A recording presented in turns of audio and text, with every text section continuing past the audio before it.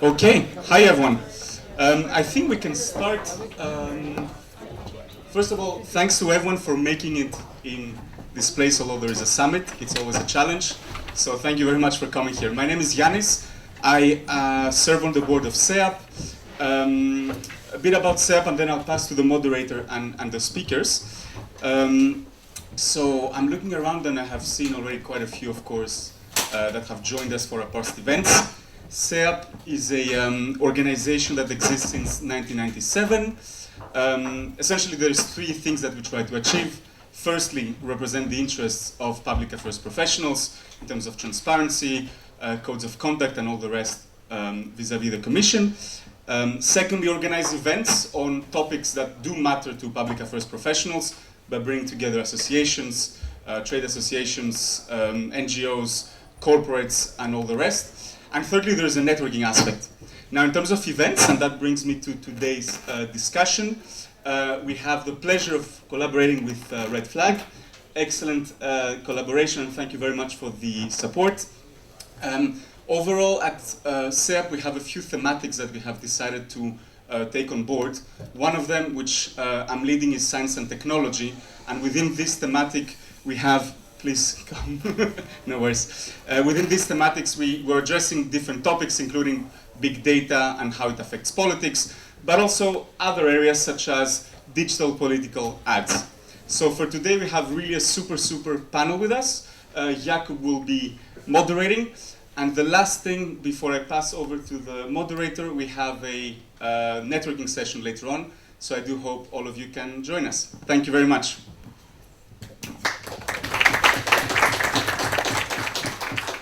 Thank you very much, Yiannis, for the introduction. Thank you all for being here with us today. I hope this will be informative for you, and you will see how much opportunity there is in digital political advertising, especially if you want to reach your advocacy goals here in Brussels. I'd like to welcome our panelists. We're here with Stephanie Poulengeris from Politico Europe. We're here with Didrik Schaetzen from ALDE party. We're joined by Justina Raizyté from Google and Sebastián Rodríguez from European Movement International and European Campaigns Playbook. And my name is Jakub Szymik. I'm here with Red Flag Consulting. We're a campaigns and strategic consultancy firm that is also delivering digital advertising solutions to the clients. This is a very diverse offering that we have in that area, and this is why we also wanted to have the practitioners of digital advocacy here in one room in Brussels, because we feel that there aren't enough opportunities for those like forward-thinking people to connect. What we experienced in the recent years and in recent months is the fact that if you want to do digital advocacy in Brussels or political ads in general, there are growing transparency expectations. You can see and you can feel that the rules are changing very much when it comes to political advertising, both on the political side of things and also within platforms, and the rules keep getting updated. There are new standards for advertising. You require documents. You require standards for verification, also in different member states of the EU. So there is no common solution for all of the countries, and this leads to lots of practical issues while running those campaigns. So sometimes they are paused, sometimes they are stopped. Those are the issues that all of the people in the room who are doing campaigns like this know by heart, probably by now. But also the political advertising interacts with many regulations across Europe, with the election financing laws, with local election regulations, both on EU level but also on national level. So there is multiple aspects to the work that we are doing, and on top of all of that, you need to stay creative. You need to stay on top of the trends that are happening in digital, and this is a very fast moving environment. If you want to talk about values online, all of those things need to be taken into consideration, and this is why we're meeting here today to maybe talk a bit more about this. Obviously, the policy discussions regarding the political ads regulations are getting very heated, both on the national levels, but especially here in the EU, also in the European Parliament. I hope that after this 40-minute panel that you're going to listen to, you will know a bit more on how to advocate, like whether you're an NGO, a political party, a trade association, or just a corporate actor in the Brussels life, and also brands, because those regulations might also impact how brands act and what they can talk about. So I'll start with my first question to Sebastian, who is a practitioner. He works for an NGO. When you're preparing a digital advocacy campaign where you're trying to use political ads, how do you approach this? What are the steps that you need to consider when building a campaign like this? Shall I speak? Can you all hear me? Yes. Well, thank you very much, Jakub, Red Flag, and SEAP for inviting us to this panel. Before I answer the question, I think I want to state the obvious for us, which is we believe, like, overall, like, digital online political advertising is a force for good, and we use it a lot in the European movement to promote awareness, to create a European conversation, to mobilize people towards our goals, and we, together with many good faith actors, they use these tools as the main channel to achieve their objectives. We are not alone. If you look at the people, the organizations who put more money behind ads, then you will find, I was checking on, for example, in my country, Spain, the top ones are Amnesty International, Greenpeace, an association fighting against leukemia, the European Parliament, the European Commission, and the same is for many healthy multi-party democracies. We can also discuss what's happening in other parts of Europe and the world. So saying that, we do consider online political advertising lawfully and transparently as a way that we can put our message across and reach people that will otherwise be unreachable. And to answer the question, and I hope that there are a few people who are preparing their campaigns. I can see a few, so don't take notes. No, I'm just kidding. I think a campaign is an immensely complex business, and sometimes people think about the organizations or the teams running the campaigns as this well-oiled, efficient, and planning ahead. The truth, at least in the ones that I've seen, and of course not the ones that are here, they are a mess. It's really because you need to change on a daily basis your strategy. You need to continually jump onto issues. You learn what your political adversaries are doing, and you are trying to adapt. And all that in Europe with a very small budget compared to the Americans, for example, and a very short time to do that, because, like you rightly said, in most countries you can only properly campaign in a very short period of time, usually 1 to 2 weeks, depending on the country, probably in some places more. So when thinking about digital is like everything in life. Like you need to have like a good balance and a good mix, and of course digital. There's no difference between digital or paid or non-paid. It's all the same strategy, and it should support each other.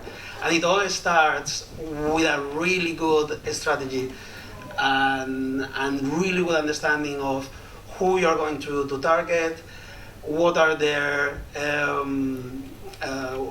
what are their interests, where do they live, what's their age, do they have they voted in the past. In some countries like UK and Ireland, you can actually have access to that information, and that is the first step, like really understanding who are going to be the voters, who are going to give you the seats, the numbers that you need, in proportional system like the one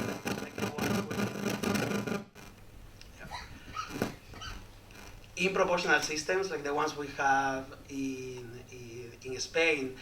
In Europe, it's very difficult to move, like a good campaign moves the expectations of the party many points up. Like usually when you get to the point of the campaign, pretty much everyone has made their mind up. Maybe they're undecided between one or the other, but it's rarely to see that a campaign can really make the difference between being the first one or the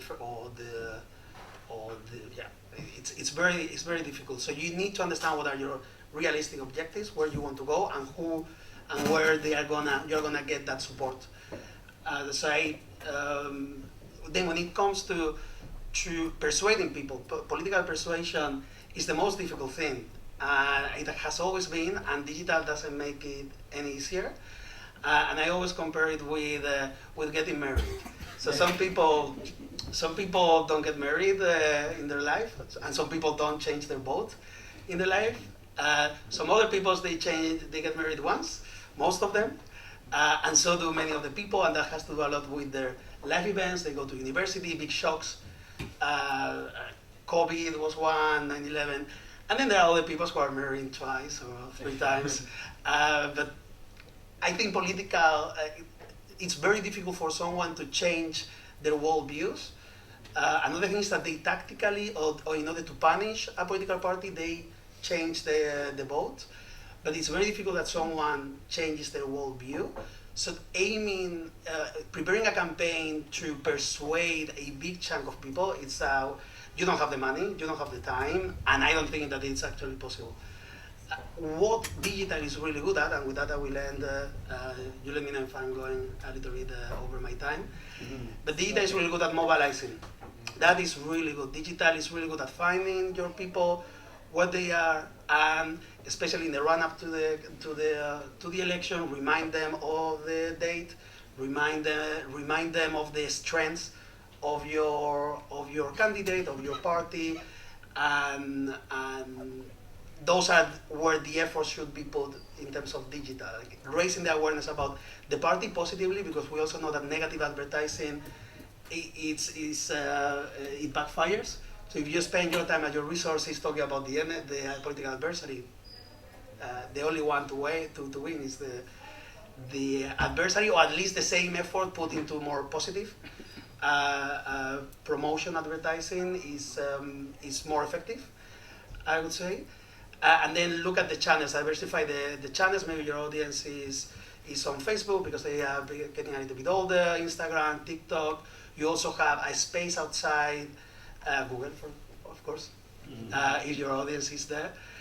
There is also this space outside social media that is completely uncharted territory. It's political, and that's when you, for example, download a podcast and then you listen to an ad right at the beginning.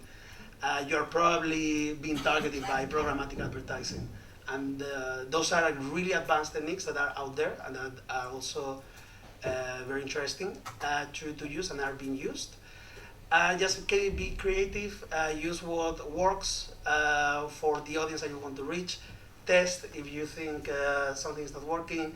The good thing about digital is it's flexible enough to quickly change or direct your resources to other channels, to other strategies. And that's all I can say now, but I'm happy to continue the conversation also later. Yeah, thank you very much. I think this is a pretty universal experience for campaigners that you need to find your target groups, find the channels that you're using. Some of them are easier to use, some of them are more difficult to use, and it's always good balancing which one you want to put your effort in and which one you need to cancel. And when it comes to digital campaigning, also the platform also is the key to reaching a certain type of audience or not reaching this at all. But also there's lots of different rules when it comes to moderations on the platforms and which messages would be considered political, which are not considered political. And I would say that this is a pretty big responsibility on the side of the platforms to decide what type of content is political and what is not political. And this is my question to you, Justina. At Google, how do you do this? Or who makes the rules, or how you decide what is political and what is not? Because it's difficult to say if the visual is political or not, is the message political or not. How do you make those decisions, and why do you make our lives as campaigners as difficult to guess what's political and what's not? Well, we're certainly trying to make that life easier for everyone, to make sure that the policies that we have around political advertising and all advertising, in fact, are clear and can be well understood. But let me begin from first thanking for including and inviting us on this panel. And I'm truly here not just talk briefly about our policies and about some of the key principles that we have around election advertising, political campaigning on our platforms, but I think more importantly to engage with you because as was mentioned in the very beginning, we truly have very heated debates around policy, and I'm coming from the policy world and policy team at Google, especially when it comes to political advertising these days. And these rules, especially for online political advertising, are changing as we speak. They're being negotiated as we speak. So I'm also very curious to hear what are the opinions of people here in the room, the practitioners, in terms of what those rules might be actually in foreseeable future, because they actually might change quite quickly in the upcoming months even. But let's take a step back and ask, so how do and why do we as Google offer political advertising? Well, I think it comes back to the very core values of the platform, which is that the access to information matter. And access to high quality information during the times of election matter even more. As mentioned before by my fellow panelist Sebastián, being able to rally your potential voters, to raise awareness, raise the issues of somewhat, sometimes maybe misheard or not so well heard political groups or social groups is crucial to well-established democratic processes. And that's why we, as taking responsibility for political advertising very seriously on our platforms, continue to offer this as a service, as a product for political advertisers and sponsors to be able to, again, raise their voice and participate in this political process. Now, with that being said, obviously political advertising always, I would say, have fallen under great scrutiny in terms of transparency, in terms of ways how the political candidates or anyone who is seeking elected posts are financing their campaigns, how they're explaining that to potential voters. And this is very much taken at the heart of our policies as well.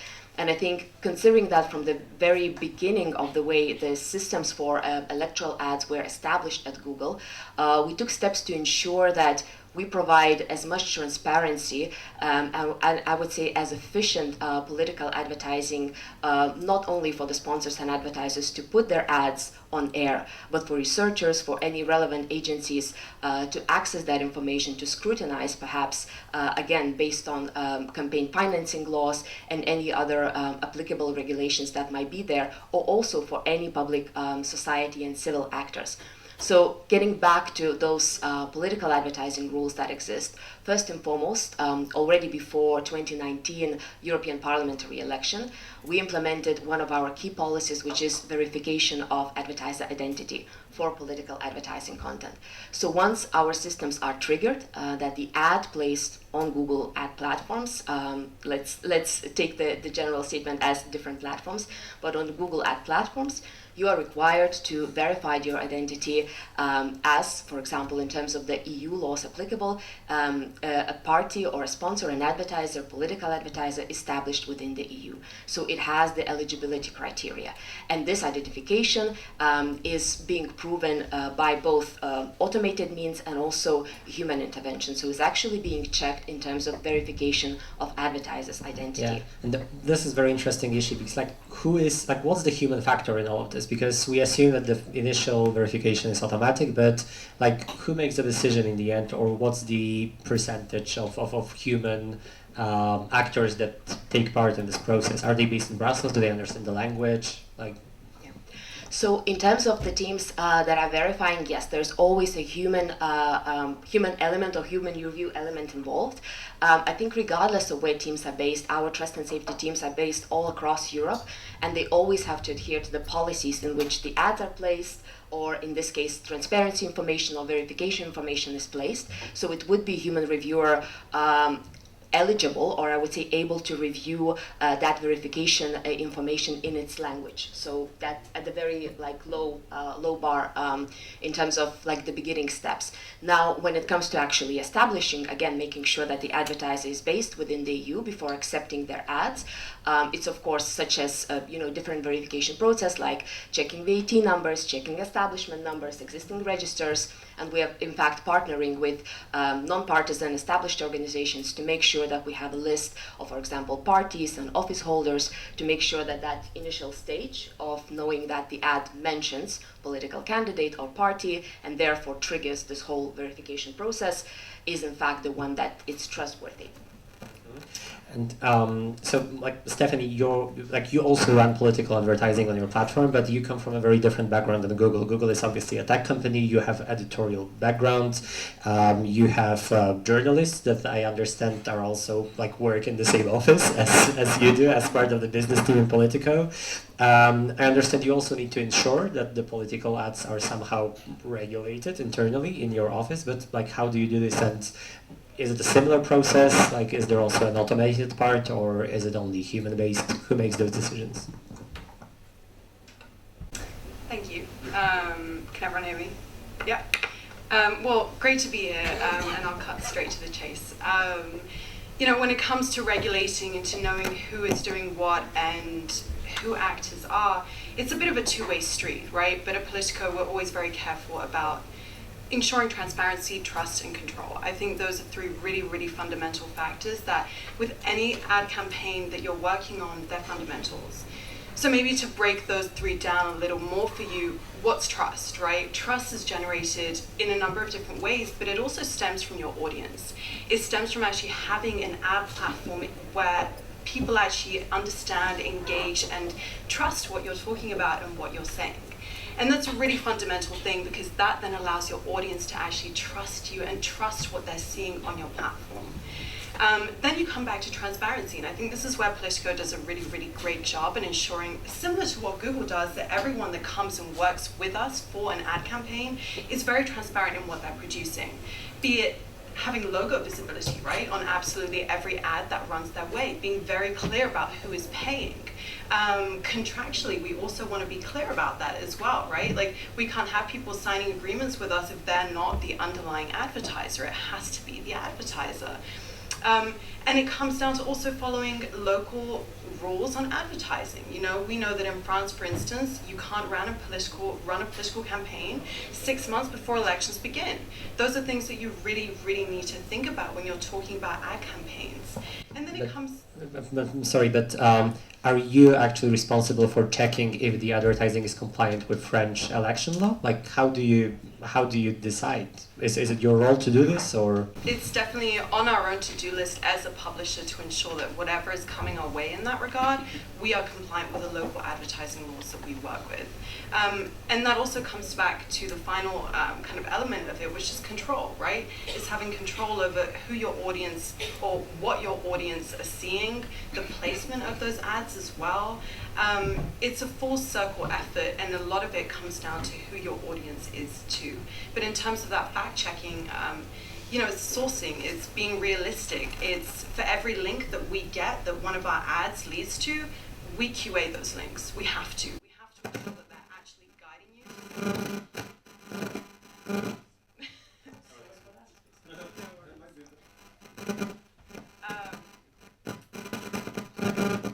It's that pathway right there. It's when you pass with a mobile phone. That might be it. But yeah, fundamentally, it's about fact-checking everything, right?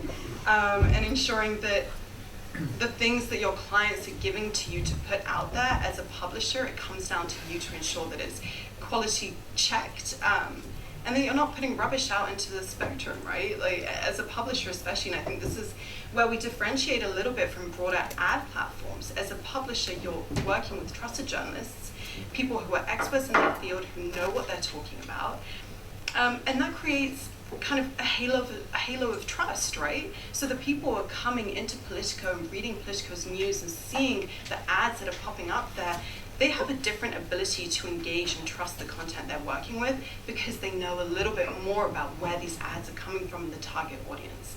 And I think also, if I may, just a note to all those kind of campaign practitioners, if you're ever talking to any kind of ad platform about your ad placements, where to put them, who, you know, the frequency of those kind of things, if they're not asking you questions and if they're not guiding you on how to place them, where to place them and when to place them, they're not doing a very good job. And you should probably go to a different ad, ad platform or publisher to have that conversation. Thank you very much for this. I think we'll be hearing from other publishers on that comment after the panel. But yeah. Maybe just one thing to add, because 100% echoing to Stephanie's words, especially in terms of transparency, and that's, I think, for the platforms or any I would say online media publisher, it's absolutely crucial to provide that that information about political campaigning, about electoral campaigning, in full visibility and for accountability of the candidates, of the sponsors of those ads. Therefore, you can look at, you know, Google's transparency reporting, which includes all the ads campaigns, includes filtering, again, available for anyone and with public access to access each and every electoral ad campaign that runs on our platforms, available to everyone. And last but not least, also to have, I would say, reasonable limitations as per reach of such ads, because we all know online advertising has a certain reputation and it's been accused of many things, and especially when it comes to...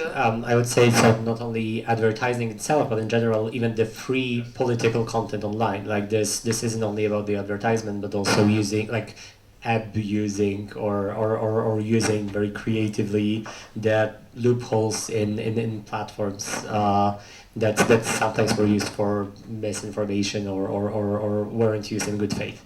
Precisely, so that's maybe just ending that quick intervention in terms of this very, very brief overview of existing tools. So from verification to transparency reporting, the last thing that I would mention, which is crucial to our ads policies around election ads, is of course restrictions when it comes to targeting, which are only available for political advertising sponsor or advertiser to target on the basis of gender, age, and general location, which is, well, briefly speaking, postal code level, and which is very similar to, in fact, those types of categories that would be available for the advertiser to access if he wants to place an ad, let's say, on traditional media like TV or printed ads, and they of course adhere to those demographics that when we talk about political campaigning, they're important for candidates to reach, as well as they're important to reach in terms of effective audience, let's say, so that the ad is seen in the language that a potential voter can understand, or even regarding the upcoming relevant election for them.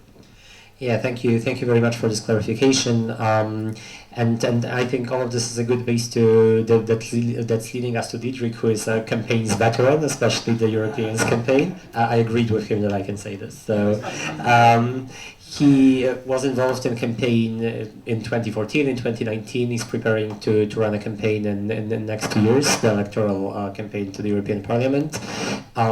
How did the experience change over those years? I know that digital has been with you for over the decade, so like how did the experience change? Yes. So first of all, I'm really surprised to see as many digital politic ads nerds. I thought we were much less. You want the microphone? Yes, yeah. please. So I'm very happy to see so many people interested in this matter, because it is really captivating, I find. And yes, I do feel a bit old, because if I've been there in 14, 19, and now 24, you know that I'm at least 20, but I'm admittedly a bit more. What I'm going to tell you is a little bit the experiences I had, which completely differed in 14, that was completely different from 19, and I expect will be very difficult before. They're very different now too. If you think I'm a bit hyper, etc., it's because today is summit day, which means pre-summit day, which is our day to shine. So I'm not on drugs, I'm just very hyper. I promise. So let me tell you what happened to me in 14. 2014 was a time where we, as the Liberal Democrats, were actually a bit ahead of the curve on social media. Our competitors didn't really know how to spell Facebook, and we were quite ahead and went quite strong on doing ads. Our limitations were pretty clear. We couldn't do it. We couldn't promote one candidate in his home country, right? So we couldn't help them directly. But we could talk about a campaign. We had this lead candidate, historically called Spitzenkandidaten, which I don't know why they called it like that. But anyway, so we could target those people and could campaign. And we put quite some, it's an open element, but we put some efforts on social media. For us, that was important to put it up front. 2019, I get invited by Facebook at the headquarters here. I think it was January, February, not my phone. January, February, and you sell your soul first when you come in the building. Yeah? They tell you, and then I had 2 or 3 other documents to sign, and probably what I'm going to tell you now is in breach of one of them. And they made an effort with political parties to say, look, what is important for you? And I said what I'm going to tell you now. One, we love transparency. We would love to have an element saying, this is what the party communicated, and this is how much they paid to whom. One thing that I told them from the beginning is that there is no way Facebook or Google, any of us here, know what is political or not, because from a political party, whatever we say is political. If I say today, if I put a picture on Facebook with a lettuce today, it's political, okay? How can you possibly grasp if I say good morning on a non-Brexit day vote? I mean, everything is political, what we do. So what we were claiming for at the time was something that I pretend, but I don't mind being double-checked, happened very briefly in 2014 on Twitter. In 2014 on Twitter, if I'm not wrong, we had a purple tick for a while. And purple tick was, this is political organization, it's a political organization, so the content here promoted is a political, which didn't last very long. I mean, I didn't make this up, right? So I cannot find this again, but somebody please dig out to this. But for me, purple ticks existed for a short moment, and this is something that would be part of the solution. If you tag me instead of blue and you give me whatever color, preferably not red, but you give me a color and you say, look, this is a political party. And transparency, for me, you can go all the way, all the way. I don't mind if you tell me how much money I've put, how much, but don't try to see if I was political or not. If it comes from us, it's political. And this is something I really wanted. So the Facebook people there really listened, very friendly. At one point I got a question from a viewing room. I have no idea who was in the viewing room, but I felt quite comfortable. What they did then was very radical. They just basically completely blocked off commercials for us, ads, political ads, except in Belgium. I'm sorry, I'm Belgium, nobody's perfect, don't judge me. But for a European campaign, if there's one country where you really don't need to make super efforts on go to vote, it's Belgium, because they're forced to go to vote. And by the way, this was not so, they kind of, and now I'm being a bit tough, but they kind of killed the single market for me. Huh? I'm sorry, I could not promote Margrethe Vestager, who was one of our lead candidates. I could not promote her in France or Germany. So I was a bit disappointed about that. Turns out I was lucky because the parliament couldn't do it either, and the commission either, and that apparently helped. And so suddenly mid-April, somebody knows the dates here, mid-April suddenly we were allowed to, but then again, as you rightfully pointed out, by that time in the campaign you're freaking out, so I don't know how much we've put on social media on that one, but it's hardly nothing because it came too late. So I think there are quick fixes around this, really. It's to, one, identify who's a political party, and I've been to the Google screening thing, and it's a serious stuff. I've been there for the party and as a political candidate at the local and regional level. They have my ID card, they have a proof of residence, they have, oh, you have a whole file on me, and I don't mind that. And it was a real, I think I remember the name of the Google person gathering the file. So it was a difficult process. Okay, I thought it was annoying because I was busy with other things, but I really do see the seriousness. If Google tells me this is a political party, I know that they will have checked the element there. Thank you very much. We'll return back to you. But Sebastian, do you think it's as, like for MGOs, is it also as simple as the purple tick that Didrik has nostalgia for? Well, we for us it's not such a clear cut because some of the things we do, they are not political, whereas others they clearly are. We're trying to influence a conversation, a policy outcome, and so what you have is similar struggles like the political parties.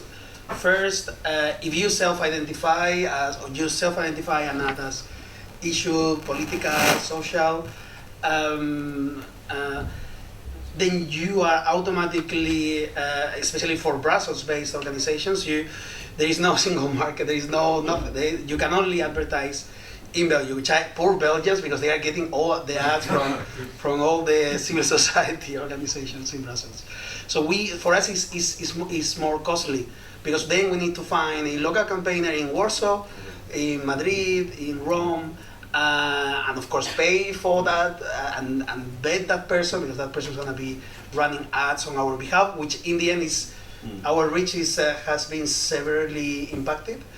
And then some of the things that we say they are not ads, they are not political ads, they get tagged automatically as political ads, therefore pushing them down.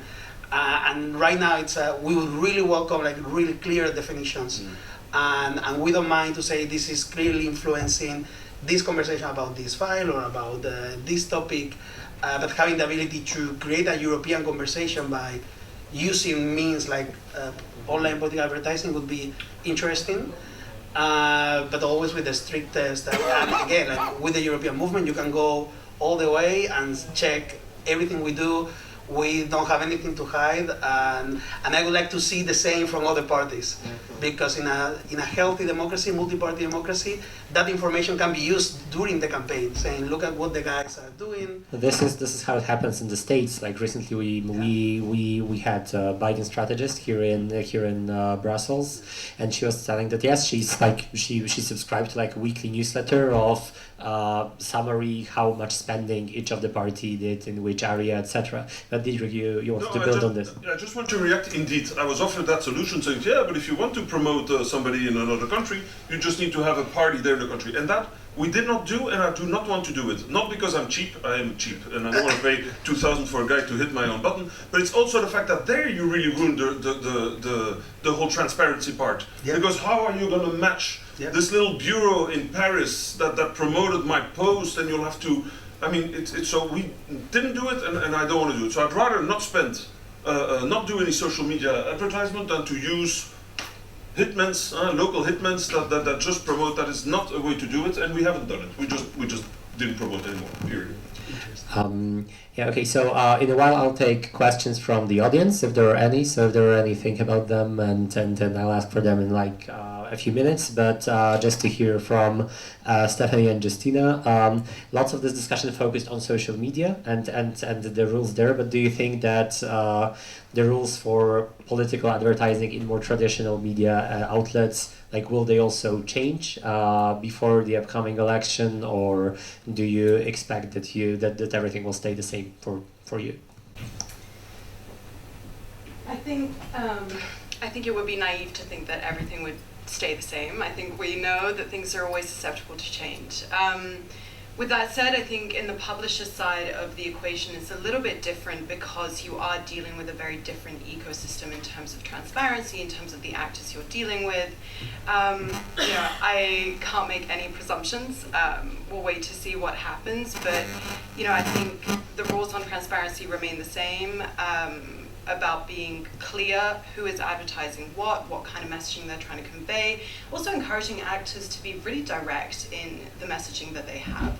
I think something that's quite special to Politico is that we do have an ability to run really powerful issue advocacy campaigns.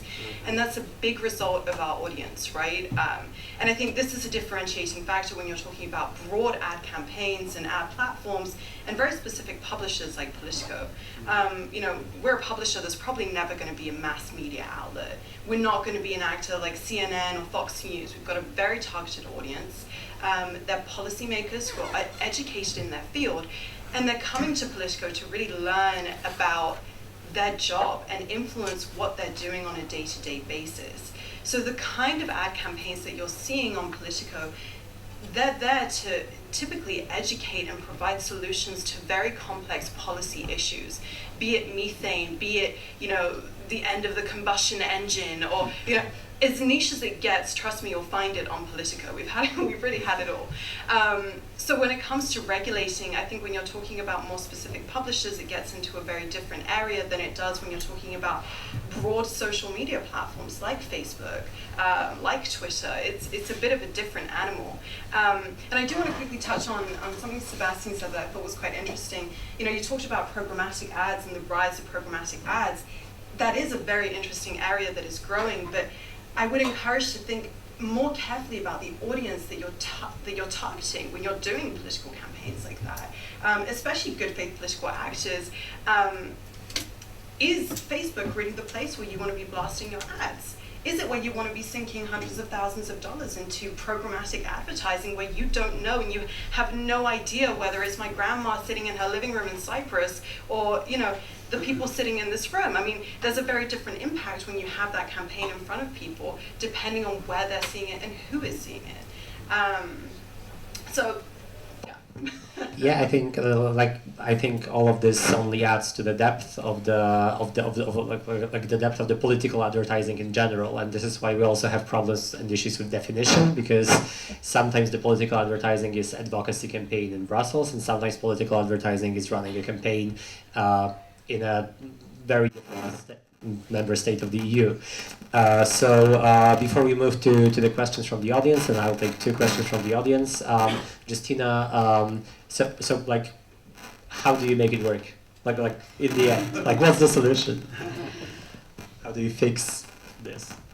Fix the ambiguity of what is political and what is not political? Well, we tend to rely on what we believe are the best experts placed to decide whether the campaign that they're running are in fact political in nature, are in fact, I would say, designed to influence political process, a referendum, getting voters to vote for their goals or the issues, or on the contrary not, and they're just raising the social issue because they do believe in that goal as some sort of moral or social kind of activation tool. And what I mean by that is that in our system, in our policies, I think they're straightforward in the way that we see political advertising as an advertising that mentions a candidate or a current office holder or a party for EU level election, EU member state level election, or EU level elections such as EU Parliament, at the same time also including the referendum topics in this equation. So if there is just, I would say, a general topic of climate change, if you are, for example, an activist that trying to attract attention to the sustainability goals, we as a platform do not believe that it's our responsibility to decide whether it's political or not. And especially like linking this to the current debates of political advertising regulation that is being negotiated, we believe specifically that we should work together with the sponsors and with the advertisers and share that responsibility of declaring on the sponsor side when their ad is indeed intended to be political, intended to participate in this electoral process. We as a platform to take that signal, if you say that you're a political advertiser, to verify your identity, to request of you all the necessary transparency information, make sure that it's available, easily accessible to the user, that all falls down the transparency report. Of course, as I mentioned, apply relative restrictions when it comes to targeting and so forth, and make sure we cooperate with competent authorities, with those that can look at any of the issues where the actors are actually trying to still misuse the system, trying to find the loopholes, take the flags, take the signals from them very seriously, investigate them, and if there are mistakes, again, if there is abuse of the system, to make sure without undue delay, we can solve those problems. But we definitely believe that the primary responsibility, especially when we talk about this ever-increasing, I would say, pool of social issues, is not platforms' the responsibility to judge upon. And when it comes to sort of automatic tools versus human review, it's indeed the combination of both that is always applied, but just try to imagine a couple of scenarios where just relying on one or the other would be very complicated. So, for example, when we talk about political,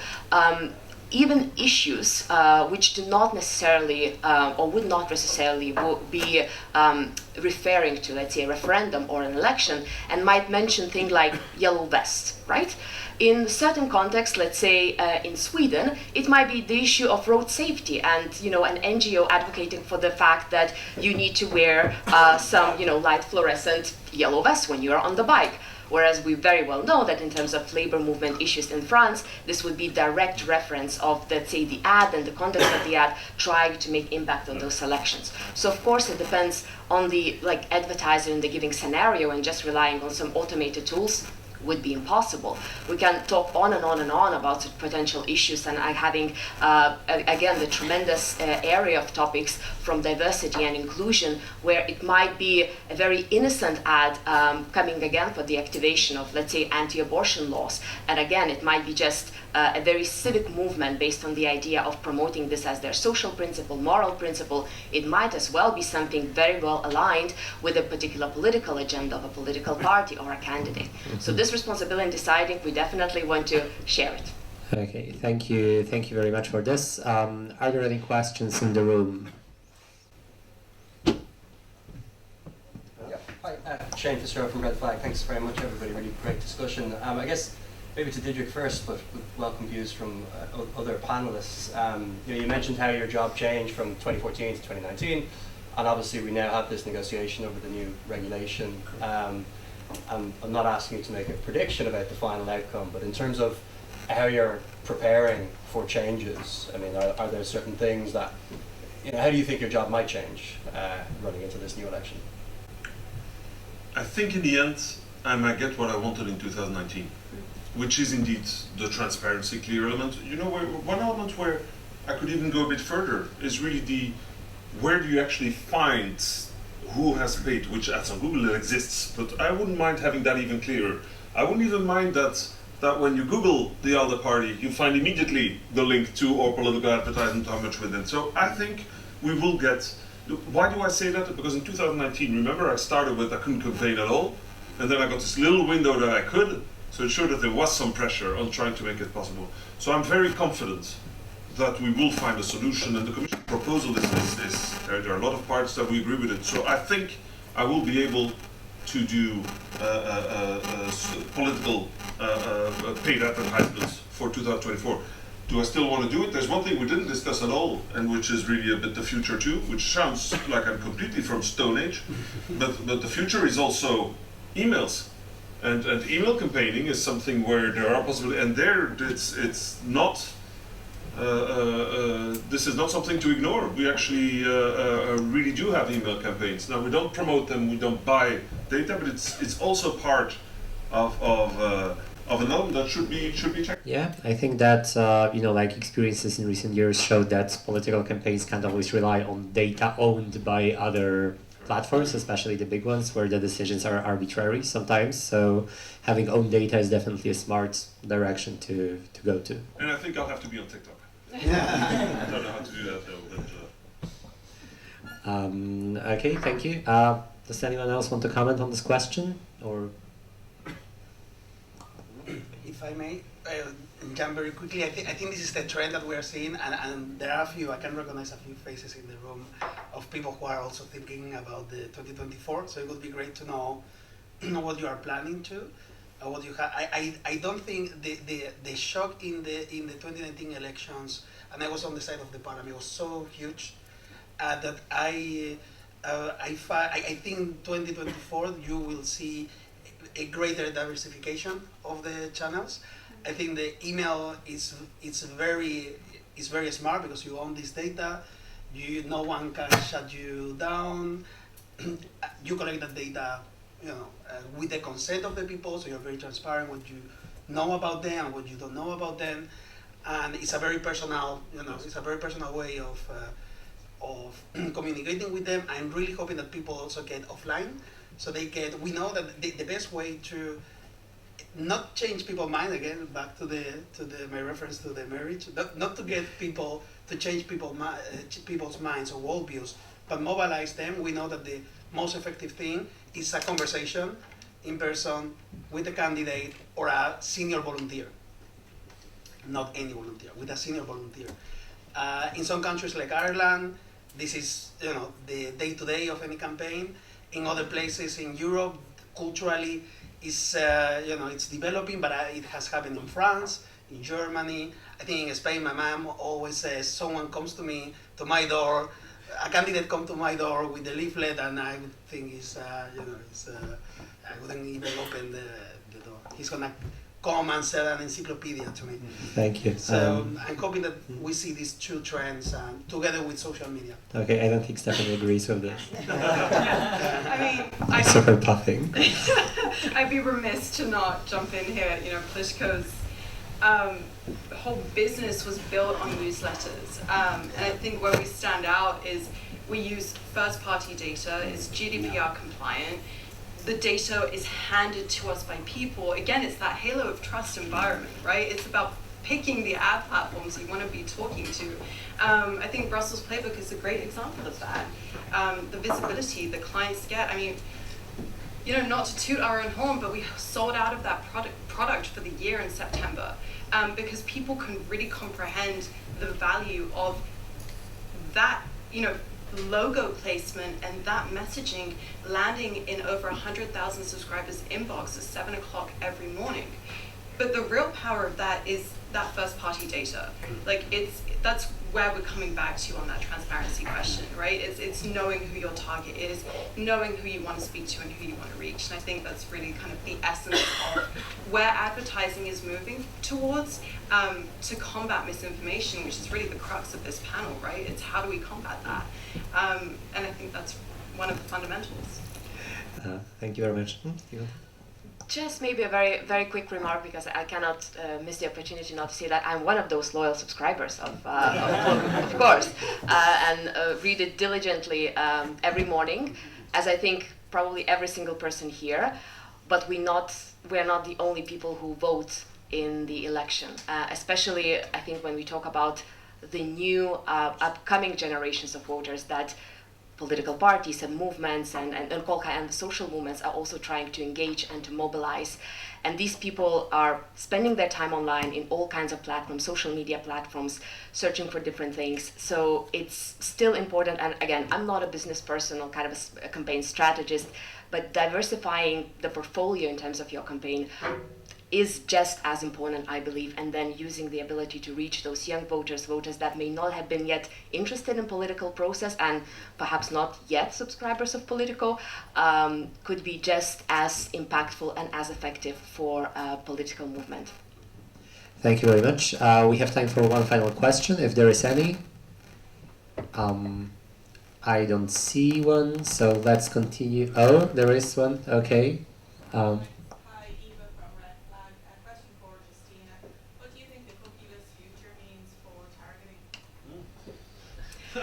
So we have another couple of hours, right?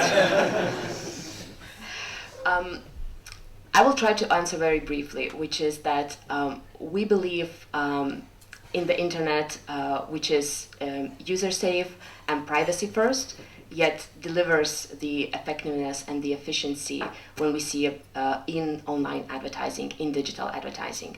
And the area of initiatives that our company is currently developing in collaboration with industry, in collaboration with partners, just as many other ongoing initiatives as well, I think are gearing towards that future. So it will be very short-sighted to see that I think nothing will change, or that the campaigns and the digital advertising will continue to exist as it does today. It will change, it will evolve, and I think the best way to do it is to do it together as industry initiatives, industry efforts, and again, involving all of you here and your peers as collaborators in that process. And all of the initiatives that we as a company are doing in terms of third-party cookie-less world, let's put it this way, are open for the collaboration and inviting all of you kind of play in our sandbox, if I may summarize it that way. Thank you very much, and let's end the official part of this meeting with this. Thank you very much, Sebastián, Justina, Didrik, Stephanie, and the audience. Please thank the panelists with clapping. Yes, and I hope the discussions will continue upstairs with a glass of wine and some snacks. Let's stay in touch. We're Red Flag, and you can find us on LinkedIn, Twitter, and we definitely want to hear from the digital campaigners community in Brussels a bit more. So thank you.